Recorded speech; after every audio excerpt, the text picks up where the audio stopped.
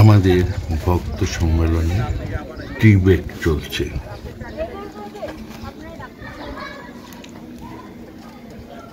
চারিদিকে নির্মল আকাশ, শিলং রামকৃষ্ণ মিশন, অনেক ভক্ত সমবেত হয়েছে।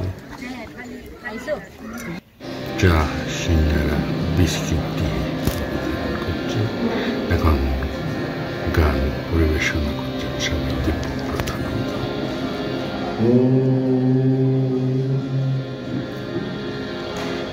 যথাগ্নে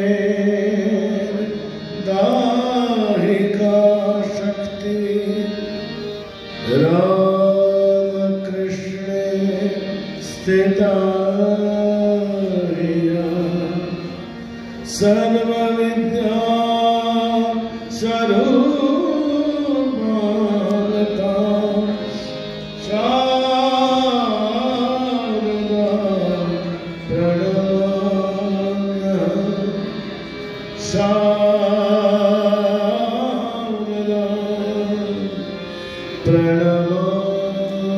प्रणमाम्य शारदा प्रणमाम्य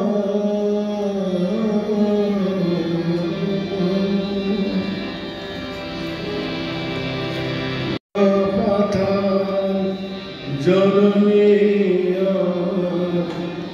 एले करुणा करिते करुणा माथा जननी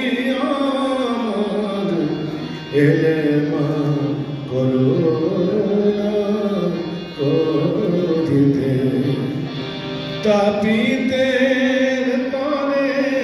नारिले हो धरे तापिते नारिले हो धरे अशेष यातना सहिते एले मा करुणा करिते करुणा माथा जननी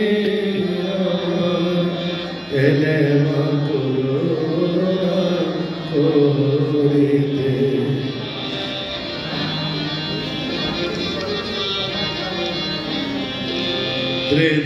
त्रिदेवतानिया ए धराय सन्तान दरे कत दासा त्रिदेवता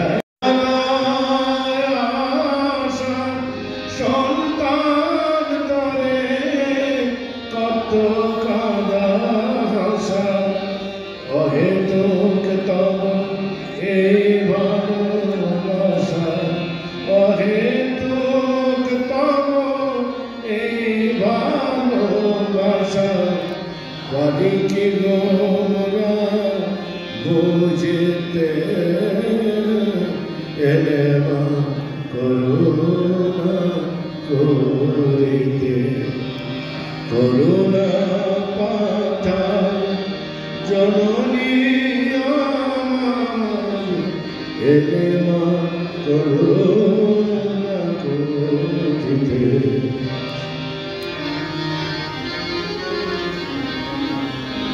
শত জনমের যত পাপ হয় নিতে ছোটানিয়া ওই রাঙা ভাই সকলে তো তুমি সহিলে হেলায় সকলে তো তুমি সহিলে হেলায় কোন নিতে কত তাপিতে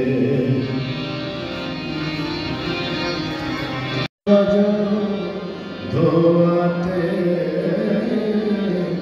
এলে মা করুণা করিতে করুণা পাথা জননী এলে মা করুণা। মজা করেও হাসাতেন অনেক সময়। সুপ্রভাত মহারাজ আপনারা জানেন, সর্বভূতানন্দজি এখানে ছিলেন, উনি ওনার ডাইরেক্ট সেবক ছিলেন। 12 বছর। তো উনি ওখানে মহারাজকে সব ভক্তদের সাধুদের প্রণাম হয়ে গেল, প্রায় 500 সাধু প্রণাম করলেন, ভক্তদের প্রণাম হয়ে গেল। এবার মহারাজ 1 মাসের জন্য কোথাও যাবেন দীক্ষার জন্য। দিয়ে উনি শেষকালে বলতেন, মহারাজ এবার আমরা যাত্রা করব, হয়ে গেছে। ভক্তরা সব পাশে দাঁড়িয়ে থাকবেন, সাধুরা গাড়িতে উঠবেন, এবার আমরা যাত্রা করব। প্রত্যেকবার বলেন, একবার বলছেন হাসতে হাসতে, প্রত্যেকবারই তো যাত্রা করছি, একবার নাটক করলে হয় না। এই যে হাসলেন, এই হাসিটা হলো স্বতঃস্ফূর্ত হাসি। হাসি মানে এমন নয়, আজকাল হাসে কখন লোক, বিশেষত কলকাতার লোক ছবি তুলছে, একটু হাসুন তো, ক্যামেরার মতো একটা বাংলার মতো বাস থাকে। আবার চিজ বলবে, চিজ বললে মুখটা ফাঁক হচ্ছে, ওইটা হাসি হবে। কি বাংলা, মানুষের ভেতরে অপার অনন্ত আনন্দ সমুদ্র উথাল পাথাল হচ্ছে, তোমার মধ্যে অনন্ত শক্তি, অনন্ত সম্ভাবনা। ইউথদের আমরা বলি, আপনাদের সেই স্বামীজির একটা ছোট্ট কয়েকটা লাইন শুনিয়ে দিচ্ছি এখানে। সকল অভাব, সকল দুঃখ ঘোচাবার শক্তি তোমাদের নিজেদের ভেতরেই রয়েছে। নিজেকে কখনো দুর্বল ভেবো না, তোমার মধ্যে অনন্ত শক্তি, অনন্ত সম্ভাবনা। এই জগতে তুমি সব করতে পারো, একথা বিশ্বাস করো, তাহলেই ওই শক্তি জেগে উঠবে। আমাদের কোনো সেক্রেটারি মহারাজ কেউ বলবেন, হ্যাঁ আমি সেক্রেটারি বসে আছি, কেউই বলবেন। উনি বাতাসা রোডের প্রসাদ দিলেন, তখন উনি বলছেন, মহারাজ উঠে যাচ্ছেন, সময় হয়ে গেছে, 2টো বাজে হয়তো, খেতে যাবেন। তখন উনি পিছু ধরলেন, সরাসরি মহারাজের সামনে গিয়ে দাঁড়িয়ে পথ আগলে অলমোস্ট জিজ্ঞেস করলেন, এখানে কি প্রসাদের ব্যবস্থা আছে? দেখুন, যে কোনো সাধু বলে রেগে যেতে পারেন, আপনারাও ভাবুন, আপনি যদি ওই জায়গায় দাঁড়ান, রেগে যাওয়ারই কথা। দেখতে পাচ্ছেন না কি জায়গা এখানে, উনি কিন্তু রেগে গেলেন। বাক্যালোকটা লক্ষ্য করুন, উনি বলছেন, এখানে কি প্রসাদের ব্যবস্থা আছে? গৌরানন্দময় শান্ত ভাবে বললেন, হ্যাঁ আছে। এখানে বসে বসে না হাতে হাতে? উনি বুঝে গেছেন ব্যাপারটা, কিন্তু রেগে যাচ্ছেন না। দেখুন, আমিও হয়তো রেগে যেতে পারতাম, আমি যদি ওই জায়গায় থাকতাম, আমি বলছি, হয়তো আমার সেই কন্ট্রোলটা রেগে যেতে পারতাম। কিন্তু উনি বলছেন হাতে বসে বসে না হাতে হাতে। উনি সহজ উত্তর দিলেন, চোখে চোখে তাকিয়ে, এখানে ঠিক হাতে হাতেও নয়, আর বসে বসে বসে বসেও নয়, তবে এখানে 535টা বেড আছে, যে কোনো একটা বেডে শুয়ে পড়লেই প্রসাদের ব্যবস্থা হবে। কত সহজ সমাধান, কেমন উত্তর বলে উনি এগিয়ে গেলেন। উনি ভেবাচাকাকে ভাবলেন, কি ব্যাপারটা, বুঝতে পারলেন? কত সুন্দর রইল। একজনকে সে চিনে আর 10 বছর পরেও যদি কিছু বোঝে, তাহলে বুঝে ভদ্রলোক রেগে যাবে, তাই না? তাহলে বুঝে দেবেন। ছোট ছোট ঘটনা এগুলো আপনাদের কি ভালো লাগছে? আর একটু বলে আমার সময় হয়ে যাবে। ও এখন হয়েছে, একটু সময় আছে তো, ঠিক সত্য কথা, কিন্তু একটু প্রিয় করে বলো, কাউকে আঘাত দিয়ে বলো।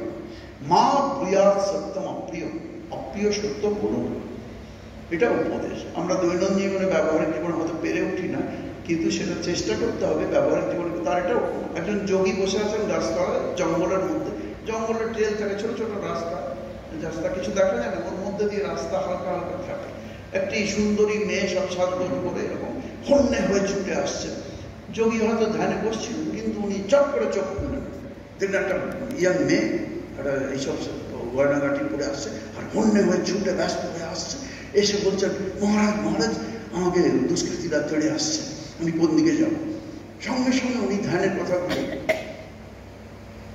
বলবেন না, এরকম করে দেখিয়ে দিলেন। ওই ট্রেল আছে, ছোট ছোট রাস্তা গেছে, ও মেয়েটা বুঝে নিল এমনি তো ঠিক বলবেন বাঁচাটা, ওইদিকে ছুটতে শুরু করলো, প্রাণপণে ছুটতে শুরু করলো, বুঝলো লোকালয়ে চলে আসবে।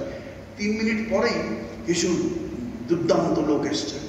এই যে তখন উনি পোজ করছেন, যে যেন খুব গভীর ধ্যানে বসেছেন।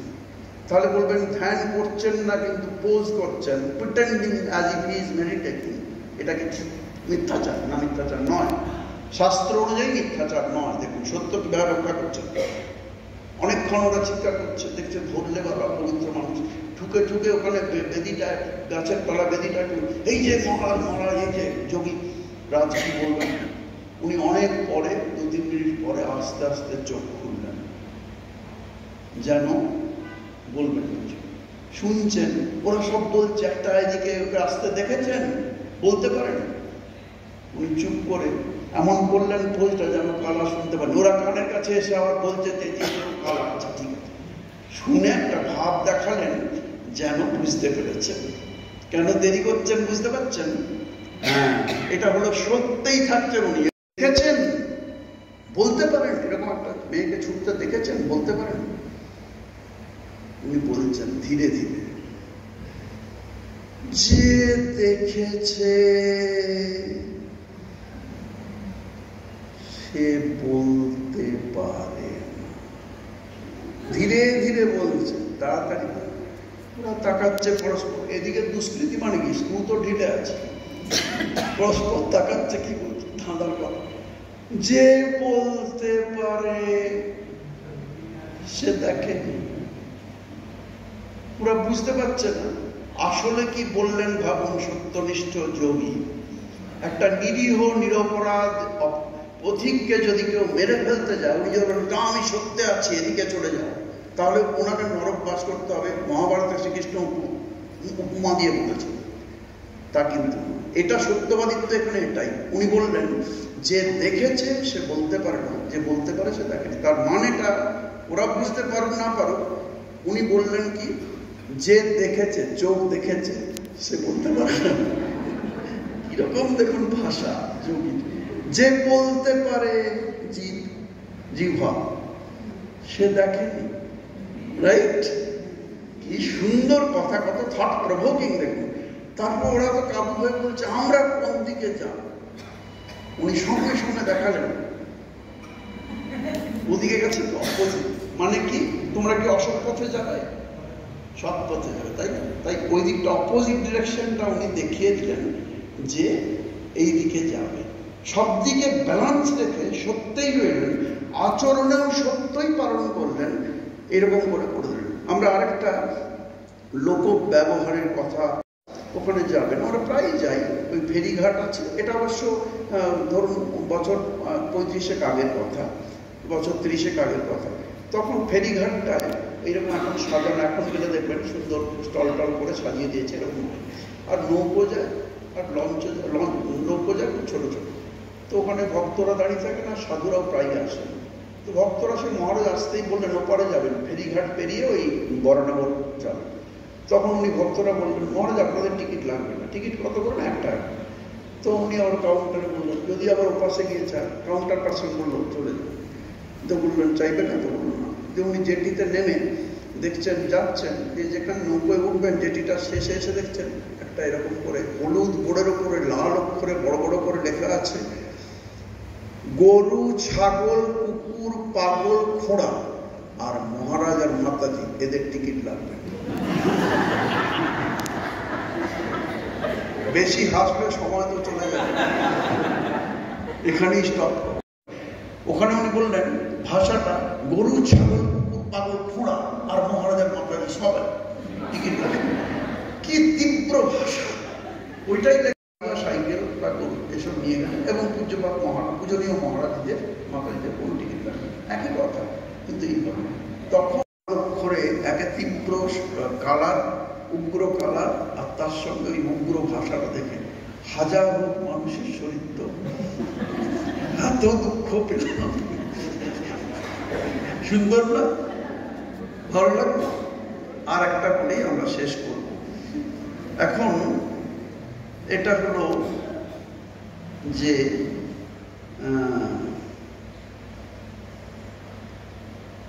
একটা বলি, পড়ার চেয়ে শোনা ভালো, এটা বলেছে। এটা প্রথমে বলি, আবার দূরদর্শনে বলেছিলাম, তারপরে বহু জায়গায় বলি বলে ওটা অনেকে জানা হয়ে গেছে। পড়ার চেয়ে শোনা ভালো, এটা ঠাকুরের কথা। পড়ার চেয়ে শোনা ভালো, এরকম ভাষা আছে। শোনার চেয়ে দেখা ভালো, ঠাকুরের কথা। যে কোনো জিনিস ভাবনা, বেলু মঠের কথা শুনছেন, পড়ছেন, পড়ার চেয়ে শুনলেন কারো কাছে, কোনো এই জায়গায় এইরকম বেলু মঠে আছে জানেন তো, শুনলেন, তাহলে সেটা ভালো হবে। এটা ঠাকুর বলছেন। এর ওপরে ধরুন ঠাকুরের এই কথাগুলোর ওপরে আমরা যে বিরাট বিরাট রামকৃষ্ণ সংঘ যে শিক্ষা প্রতিষ্ঠান চালাচ্ছে সারা পৃথিবীর, ইন্টারন্যাশনাল সেমিনার গোলপার্কে হলে সেখানে বলেন ফ্রান্সে আমাদের যে একটা রামকৃষ্ণ মঠের শাখা আছে, স্বামী বিবেকানন্দ শিক্ষা ব্যবস্থা থেকে, we can learn from that. ফ্রান্সের লোক বলছেন, তাই কোথায় অন্য দেশের লোক বলছেন, কত ক্রেডিট দিচ্ছ। এই সব শিক্ষা ব্যবস্থাকে আমাদের বুদ্ধিতে না, শ্রীরামকৃষ্ণের বুদ্ধিতে। তাঁর শিক্ষার ভিত এখানে আছে। পড়ার চেয়ে শোনা ভালো, শোনার চেয়ে দেখা ভালো, এর ওপরে আমাদের শিক্ষা ব্যবস্থাগুলো দাঁড়িয়ে। আমি একটা ঠাকুরের কথাটির অনুসরণে নিজের ক্রিয়েট করা একটা মজার কথা বলে আজকে শেষ করব। তো ওখানে ঠাকুর ওই কথাটা প্রমাণ করছিলেন। পড়েছেন অনেকেই যে ঠাকুরের জন্ম 1836, ইংরেজরা সারা পৃথিবীতে এই খ্রিস্টাব্দ ব্যবহার করা হবে, বাংলাও আছে ওরকম 1836। আপনারা জোরে একবার বলুন 1836। 1836 বলছেন যে এটা যেমন এখানে যদি বাচ্চাও একটা বসে শোনে তাহলেও এটা আপনার সহজে মনে রাখা কি, যদি 1700, 1500, 1600 কনফিউজ হয়, সহজ উপায় 18 দুগুণে 36, বছরটার মধ্যেই আছে, এটা হলো, তাই না? কোনোদিন ভুলবেন না, শুনছেন তো দেখবেন ভুলবেন না। 18 দুগুণে 36, ঠাকুরের 1836, তাই না? 36 থেকে ঠাকুরের আর নরেন্দ্রনাথের বয়স বাপ ছেলে গুরু শিষ্যের যেমন হয় অনেক ছোট, বিশেষ করে বাপ সেরকম বয়স। আপনি মাতে যাবেন না, ঠাকুরের পরে ঠাকুর মা স্বামী আমরা বলি, স্বামীজিতে চলে যাবেন। 1836-এ ঠাকুরের জন্ম, মায়ের কি স্বামীজির কি করে মনে রাখবেন? 36-কে উল্টে দিন কত হয় জোরে বলুন? 63-তে মায়ের জন্ম, স্বামীজির জন্ম। 1863 স্বামীজির জন্ম। সোজা না? সহজে দেখুন মনে থাকবে, বাচ্চারও মনে থাকবে। এইভাবে যদি ছোটদের পড়ান, physics, chemistry, botany, zoology, computer science, সব বিষয় না মজা করে শেখানো যায়। আমি প্রমাণ করে দেব। এমনি করে শেখালে সেই টিচারকে সবাই মানবে। নাহলে যে টিচার এই পড়া করে আসলি মেয়েদের ঠান্ডা করো, তাকে পড়া তো করবেই না, ক্লাস ফাঁকি দেবে, ক্লাস একটা সেই টিচারের নাম। পূর্ণিমার দিনে জন্মেছ, ছোট ভাইটি সে দিদির চেয়েও বেশি বুদ্ধিমান, সে এখনকার মিলেনিয়াম চাই সেলফোনের জন্য। সে দেখছে আচ্ছা পাড়ায় রাখি দি বলে এত বছর জানি ছোট থেকে, ইনি রাখি পূর্ণিমার দিনে জন্মেছে বলে রাখি পূর্ণিমা নাম। আমিও তো একটা ভালো বাঙালিদের বড় অনুষ্ঠানের দিনে জন্মেছি, মা দিদি আমাকে বান্টি বলে ডাকে, কেন রাখি পূর্ণিমা নাম রাখে? স্কুলের নামটাও আলাদা। খুব লেগে গেছে, আমি ওইটাই আজ থেকে ব্যবহার করবো। দিদিকে জিজ্ঞেস করছে ওই ভদ্রলোক, তুমি কি রাখি পূর্ণিমার দিনে জন্মেছিলে? বাচ্চারা বলে এরকম, হ্যাঁ আমি তো রাখি পূর্ণিমার দিনে জন্মেছিলাম। আচ্ছা, এরপর ওর পালা, এটি কি তোমার ভাই? ও কাছে টেনে নিয়ে বলে, হ্যাঁ এটি আমার পাশের বাড়ির ভাই। আচ্ছা খোকন তোমার কি নাম? ওই ছেলেটি সাহস করে বলছে, কেন না? ওর খারাপ লেগেছে, এতদিন জানতো, রাখি দিদি কিন্তু জানতো। আমার নাম ভাই মোটা বন্দ্যোপাধ্যায়। সবাই ভালো থাকুন। তাহলে তো আমি তো ব্রহ্মই ছিলাম, তুমি আমাকে আমার ব্রহ্মত্ব বলিয়ে দিয়েছো। আমাদের মতো ওই 4.5 পাতা শাস্ত্র পড়ে অহংকারী হন, এটাই শ্লোক কোট করেন না, কিন্তু এই সার কথাটাই বলেছে, যদি কিছু চাইতে হয় ভগবানের কাছে। আরো একটি গান আমার এই মুহূর্তে মনে পড়ছে না, কিন্তু সেখানে ওরা চাহিতে যাবে না দয়া, চাহে ধন জন আয়ু আরোগ্য বিচার।